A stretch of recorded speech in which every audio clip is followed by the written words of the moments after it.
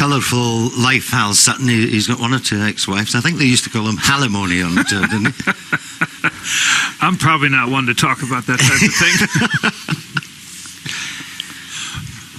He's all-American, though, no doubt about that. Yes, he is.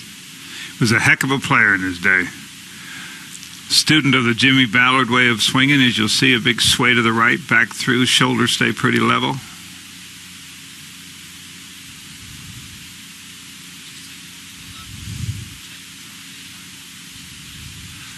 Good drive.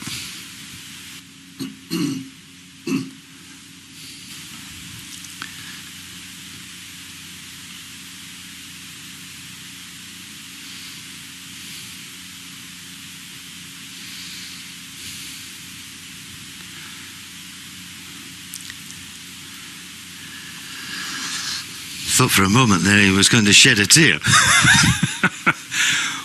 Wouldn't surprise me. You've never found anyone that studies the game of golf more than him. I don't necessarily mean the golf swing. I mean the history of it. He's got one of the greatest golf book collections in the world and a fantastic course architect.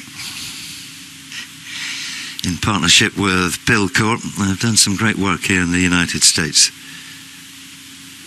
Also one of the finest gentlemen to have played this game. Could not meet a nicer man.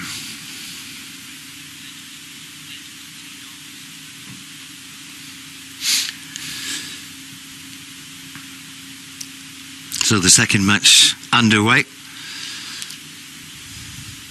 Wave to the fans. Great cheers around that first. Wonderful atmosphere on this penultimate day before we get underway for real on Friday morning, just after dawn. Following this one for us is Andy Coulthard. Afternoon, everyone. Yeah, beautiful day out here, fantastic crowds, and these boys having a very good laugh, thoroughly enjoying themselves. Woozy absolutely crunched one down the first. Let's see how Hal gets on at the second. Dog leg right to left. It's pulled it a little. That's probably in one of those bunkers over there.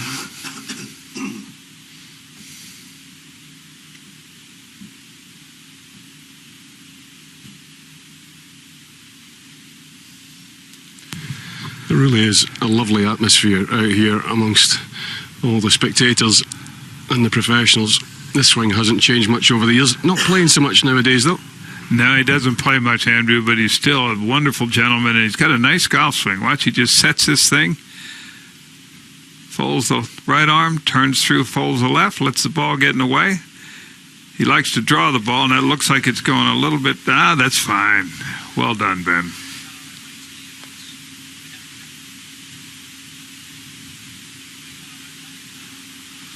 So off they go down the second, and a fine start from Mcginley rolling in there. Go to the lovely grandstand, and we'll have that opening ceremony for you immediately after these matches. More from Butch in a few moments. Alongside me now is Richard Boxall. Thanks, Ewan. Hal Sutton, the ball just a little bit below his feet. Uphill this second shot for Sutton. Oh, I think he's probably just turned it a little right to left. Pretty good, though.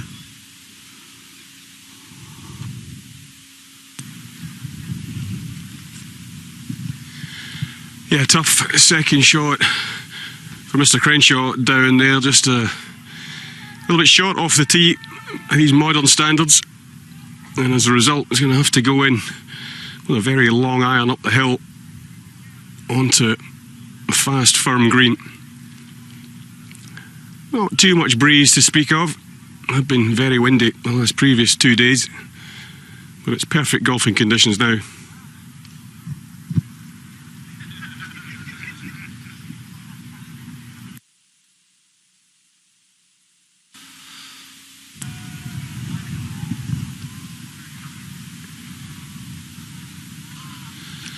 Crenshaw. See, yeah, Woozy's here, and I've been around a long time. Lenny Walker, 66 years old now, Lenny. Nothing wrong with that. No, oh, sorry, I forgot. Yes, we're getting awfully close to that. Well, listen to Beamer, you think I'm 104.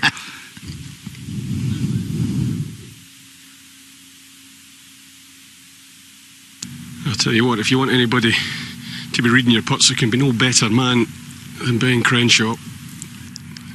absolutely mustard in the greens. Just a beautiful silky putting stroke. This one's not too bad, but it's going to break from the left uphill for Hal. Quite a slow putt.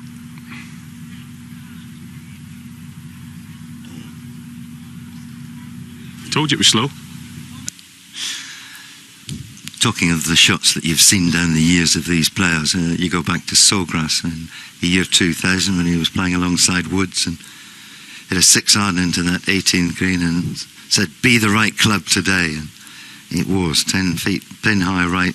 Even got the thumbs up from Tiger from the other side of the fairway. Just watch this putting stroke, folks. It doesn't get any better than this.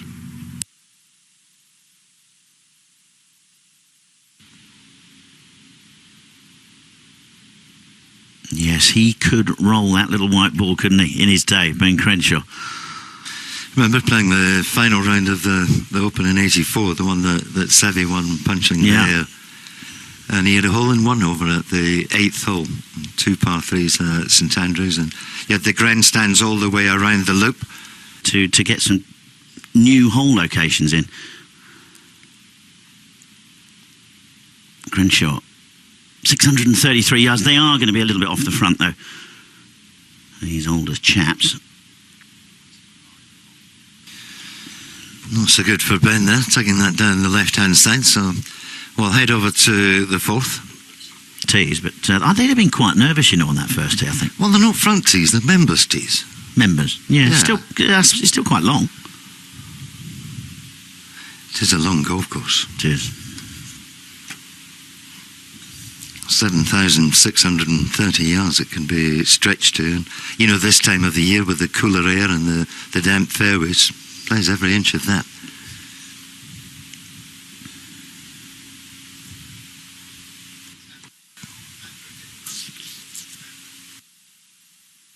Well, I've got to say, Ian Woosnam is absolutely, thoroughly enjoying this. American pair, they're not enjoying it so much, that is for sure. Putt right to left, 18 feet for Sutton, and this for the half.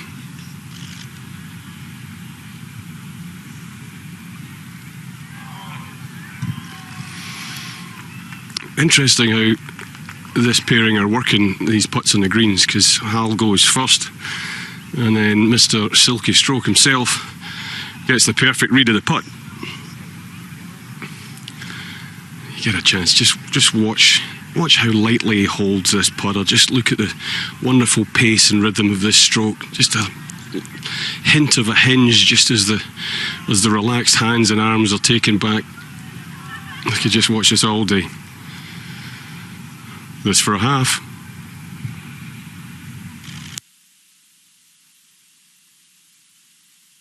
Certainly gave it a run for its money there, Crenshaw. That's often heading towards the front of the green, but had to have a go for it.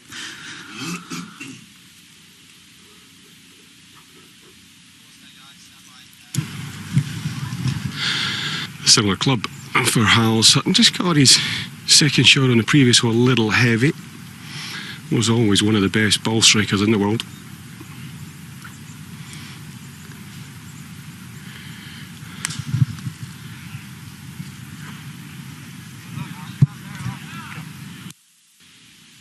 Ooh, and a little bit of help from the back of the bunker as well. That was pretty good though, right down the throat of the flag.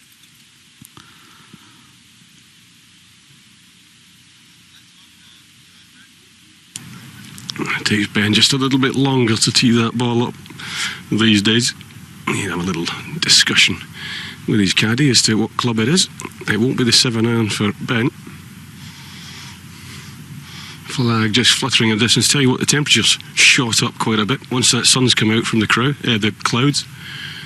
A little bit chilly in the shade, but not now. Still that familiar pre-shot routine. This looks like a 5-iron for Ben.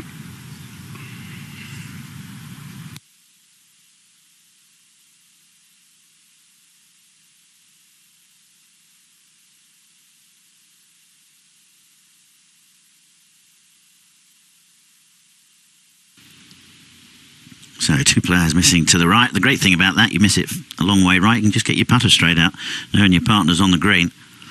was interesting listening to Paul Mcginley there, having a chat there with Andrew Coulthard. You've probably seen, unfortunately. Yeah, as we watch Sutton here play his approach at 5. La Manga, he actually won the tournament. He was in his 50s then, I think he was 51 or 2. And in typical fashion, he won it. A 1-iron over a Barranca at 18, you probably remember the 18th on the south coast there, and knocked it in for an eagle. A few years later, I played with him in Brazil, and he won that one as well. The final round there, he had 5 2s and 2 7s, which was difficult, Palmer. But, you know, you knew you were alongside greatness when you walked onto the tee and he was there. He had a vice-like grip and shook Arnold's hand and knew you were shaking. A wonderful man and a wonderful life, 87 years. He'll never be forgotten, that's for sure. I never realised, until I looked into it a little earlier on this week, that 7 majors that he'd won, he squeezed those all into 6 years. I didn't realise that.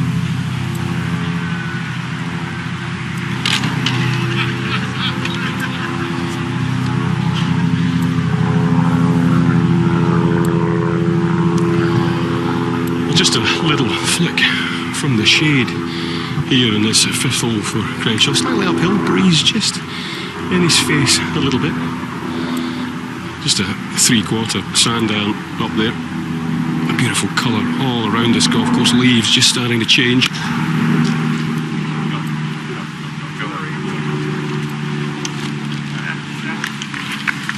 I'm not surprised you didn't know that he won all these majors from 57 through to 64. I mean, you didn't know Montgomery won last week, so I wouldn't expect you to know that. No, it was a shame about Monty, really, because I've been flying on the Sunday, you know, and I hadn't looked at anything. He must have been looking at me as I was asking him that question, you know, how did you get on? He was thought, how did you enjoy this?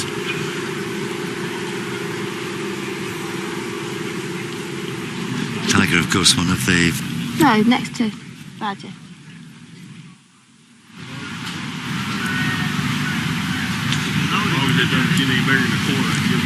Ben's just got a great read off of Hal Sutton's putt. Quality of golf out here is absolutely spectacular from these gentlemen. Up the hill, just a hair from the right. Old style putting stroke, very high left shoulder. As you were saying, boys, earlier on, pace and such control. There it is. That'll do you. Good crowd going on as well. Thank you. Bush, isn't it, to listen to all the captains, their strategies and their experiences. I think that's what makes it so great, because every one of them has their own way of doing it. I will tell you this, I thought Paul Mcginley 2 years ago in Scotland did the most phenomenal job of any captain I've ever seen about being prepared. He was the most prepared captain I think I've ever seen, and it showed in the way his team played. Did you see the programme on Sky, that one about his build-up and what he did? Oh, yes. You know it's there, all right. All right.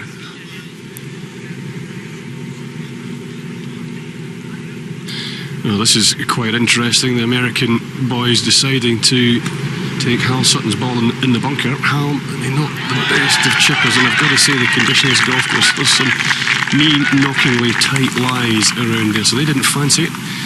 When he came into the bunker, Sutton has already played a magnificent shot to 4.5 feet.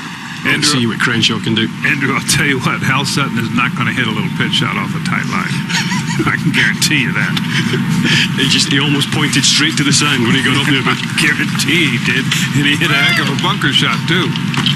Have you, now Butch, you've obviously seen Hal do a bit of chipping, have you, recently? I've seen Hal do some very poor chipping. Yeah. Yes, he has a little bit of what we call the twinge. Prevailing wind, is it off the right-hand side? Must be, I suppose, really. The prevailing wind is, but they've played some practice rounds with it back into him.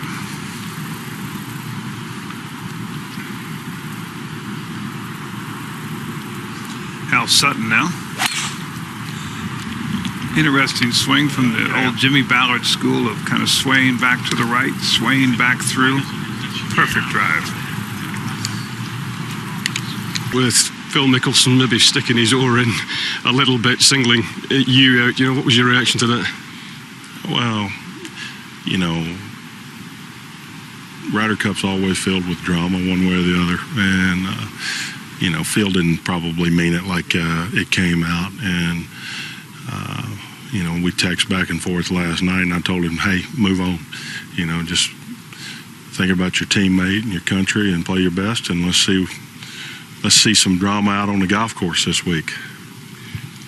What do you think the American team have got to do this week, and what are the pressures on the home side? Well, this is a big golf course. A lot of American golfers they hit it big. So, they just need to hit it in the fairway and give themselves some opportunities. And you got to make putts in the Ryder Cup. There's no doubt about it. The team that makes the most putts will be the team that wins. Thanks very much, Al. Cheers. All the best. Cheers. Interesting stuff there from Hal Sutton. It's the Butch. If your top players, your major winners, if they don't create the points, you're not going to win. No, that's true in any Ryder Cup team, either side. They're the ones beautiful. The golf course is in perfect shape. We've got 24 of the best players in the world. They're all playing up to their standards. I think it's going to be fantastic. Right now, I couldn't tell you. If you asked me to make a wager who's going to win, I couldn't do it. No, each time they're all very close to score. The score at the end of the day, at the end of the week, doesn't always normally reflect on how close it has been. 18-hole sprints, match play, they can go either way. They really can. And I think you'll better notice the difference these next 3 days as to when the Americans hold a putt and when the continental Europe sides hold a putt, vice versa at Glen But I Eagles. think that's the way it should be. Yeah. It was the way it was 2 years ago when we were in Scotland at Glen Eagles. And, just how golf is. Well, this really is a delightful little hole along the Hazeltine Lake. Beautiful little dog leg, left to right, par 4. The signature hole around this golf course. I'm just making my way into position. The players have elected the shots. The Americans just down the left-hand side on these beautifully manicured fairways. The course really is in exceptional condition. The temperature that we're all experiencing today. It'll just be a little wedge in there for Hal. Breeze just coming off the lake on the right-hand side, slightly into the players' faces, and the angle change. Now, we just saw you striding across our screens there, Andrew. Have you got any suntan lotion on that head of yours? You know what? With the weather that we've had these first few days, I've not thought about bringing any suntan lotion, but it's out here now. There's no doubt about that. It is beautiful. Just a wedge for Sutton.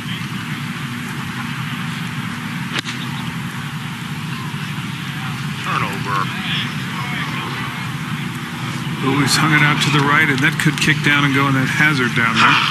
Turn it with the wind.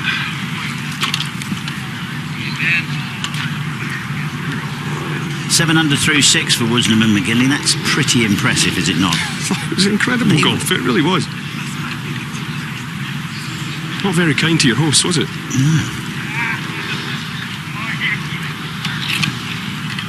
As is his wont, just giving himself a nice lie down there on the left-hand side. I expect this one will find a putting surface and pretty close. European boys 40 yards closer to the green than the Americans. The breeze just starting to freshen slightly from the right-hand side.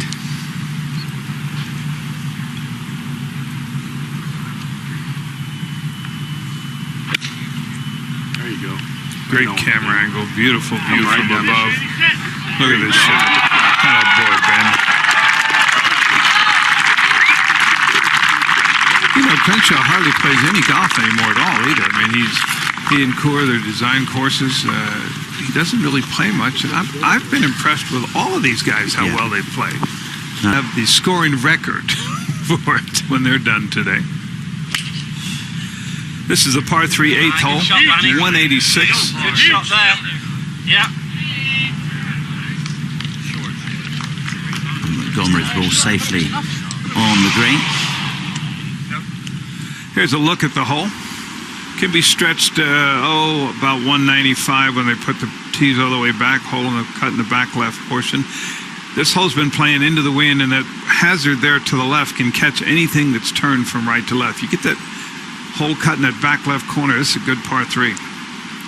Good look at the way the green slopes there. Stockton.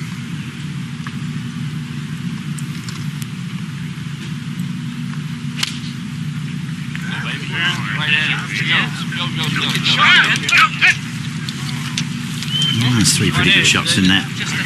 You talk about Ben Crenshaw not playing a lot. Now, I did hear a rumor. Well, I never. Wheels have come off. Yes, a complete collapse. Super shot in here. Great chance for a 3. It all depends how firm he's going to be with this puck. It's going to move left to right. It'll be outside the hole if it's going to drop in the front edge. If it's going to hit the back of the cup, he could just take this one on the left side.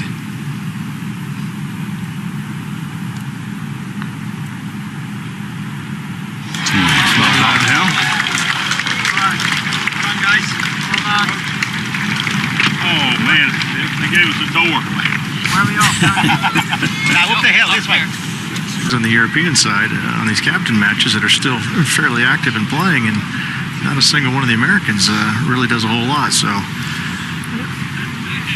Lanny, though, commentator full-time on the Golf Channel on the Senior Tour, Champions Tour, I guess you could call it. Go on. Just needed hitting that one. And these players will play to the end. Wilkins and Stockton cannot win this game, but you just keep playing and see what the final score is after 9 holes. And that's the same for the last group as well. All right, Dave Stockton, you've got the line. I tell you what, though, the thing that I like about this is they are still out here trying. There's no give up from either of these sides. Left it way right. Already conceded there for Lanny.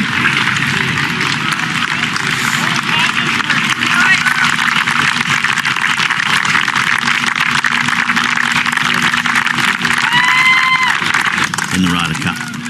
No doubt about it. I think it's because he had a partner. So we go out to the 8th. Hal Sutton, after a good birdie putt there at 7. They moved this tee way up too. It's not playing the 186. They're going to play it for the players tomorrow. Nice shot right at it.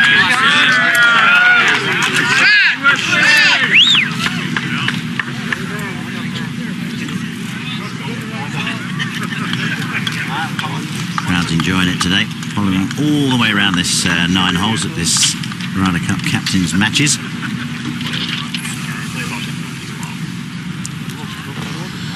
Great par 3, this one. It's only playing 163 today, a little bit uphill but downwind. Main difficulty on this hole is just the severity of the green. 17 yards to a little shelf up the top. If the ball doesn't clear that, it'll be back at the front of the green. And I'll tell you what, you don't want to go long. A super shot from Sutton. A downwind, this will just be the late iron for Ben. Nudge one in there, try and take the spin off it, try and get it to stun and stay up there on that top shelf.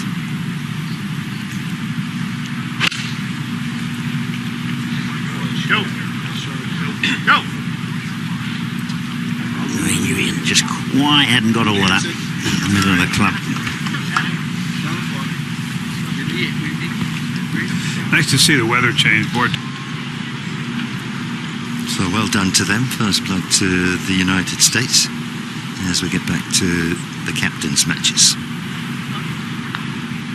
A little bit uphill this one for Sutton.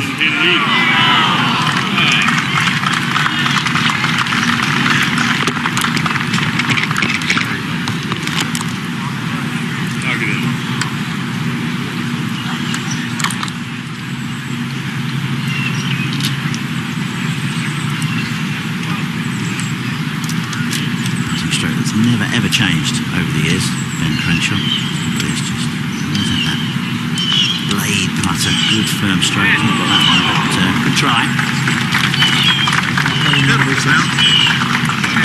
Must have been a special moment when he held in one at the 8th and you played with him at the Open. Well, because it was round the loop, we've got the grandstands all round there. And as I said earlier, the ground was shaking so much. But the great thing about this game is there's always another day, always another chance.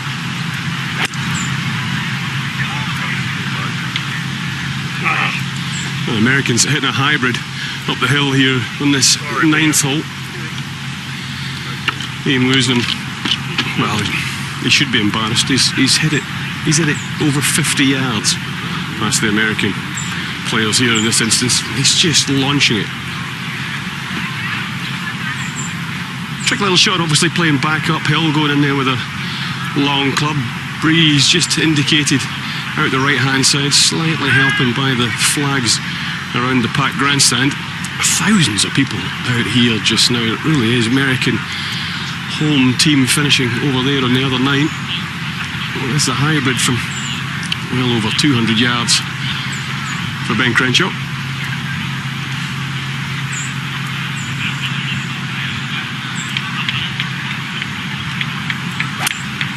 look at you, Ben.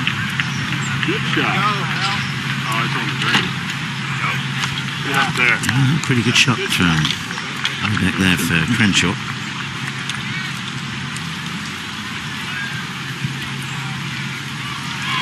Different golf course when you're following Ian Woosnam down it, that is for sure. He just got 168. Coming towards the end of the captain's matches, final green here, Sutton and Crenshaw. Sutton to go first for birdie.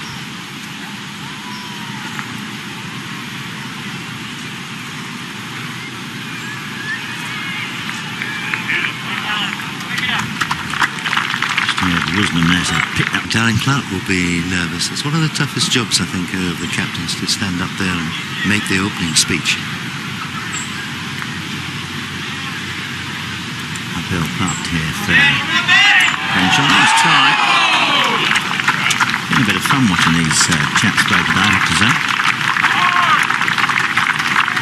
I think when you've played with them in their prime as well, in those captains' matches, and it's certainly going to be a feature in the years ahead.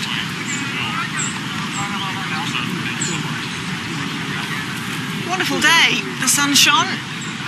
Some lovely drama there from 4 of the past captains for the Europeans.